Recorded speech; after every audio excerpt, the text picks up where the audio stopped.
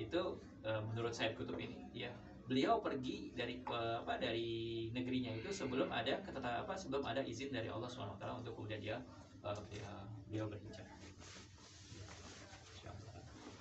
Dan di akhir gitu ya, ini Ustaz terusin Al-Qalam Ustaz ya, di terakhir Ustaz.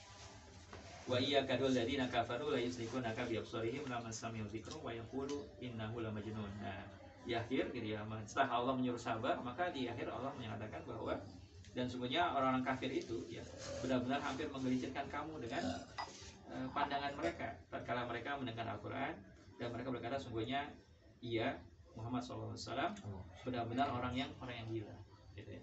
Jadi Rasulullah pun ya digambarkan dalam surah Al-Qalam ini sempat merasa goyah gitu ya ketika mereka melabel orang-orang kafir itu melabel Rasulullah sebagai orang gila. Dan Allah menghibur bahwa wa yaquluna innahu la yaquluna wa hu kan wa ma huwa illa dzikrul lil alamin ya. Nah, ini yang menarik ya, bahwa Rasulullah sampai kalau tidak diberikan penguatan oleh Allah SWT, maka bisa jadi beliau akan juga tergelincir. Dan kemudian di akhir ayat, di akhir surat ya, Allah mengatakan bahwa dakwah ini ya, Quran ini ada wa huwa dzikrul lil alamin ya, bahwa untuk seluruh alam gitu, lil alamin ya. Seluruh umat, ini. Jadi beda dengan dakwahnya tadi Nabi Yunus yang hanya untuk kaumnya saja. Tapi dakwah Rasulullah SAW adalah seluruh umat. Jadi kalau seandainya ada kesulitan di satu tempat, maka di tempat lain belum tentu ada hal yang sama gitu. Itu terbukti ketika Rasulullah SAW beliau hijrah ya, dari kota Mekah yang sulit bergerak, pindah ke kota Madinah, yaitu menyatakan dakwahnya lil alamin. Dakwahnya diterima oleh seluruh umat manusia sebenarnya. Ketika ada umat manusia yang menolak, bukan berarti umat yang lain kemudian menolaknya. Gitu ya. Begitu juga dakwah kita ya sebagaimana menyambung risalah dari Rasulullah SAW. Maka kalau misalnya ada orang yang menolak dakwah kita, itu bukan berarti kemudian dakwah kita salah, enggak. Ya bisa jadi memang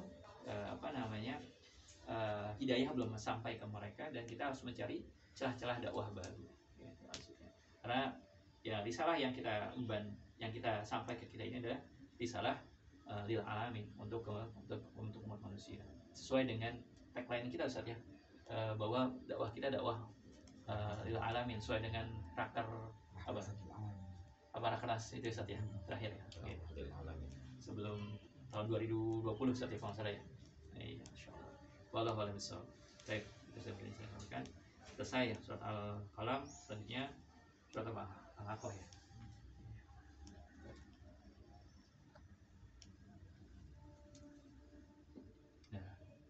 MC siapa? MC. MC baru. Kita baca tahlil kali. Tadi baca tahlil. Ini di mana? Tahlil. Mau di backup sama baca tahlil lagi. Mau tahlil lagi. Tadi udah sah. Belum berdiri kali kakek. Jazakallah Yunan telah menyampaikan surat Al-Qalam. Sesi terakhir ya, akan dibagi 3 sesi. Kemarin sudah disampaikan, alhamdulillah banyak hikmah yang kita bisa tangkap, bisa kita juga amalkan. Pertama di hal berkaitan dengan zikir ya, berkaitan dengan bersedekah, infak ya. Kita lagi Ramadan,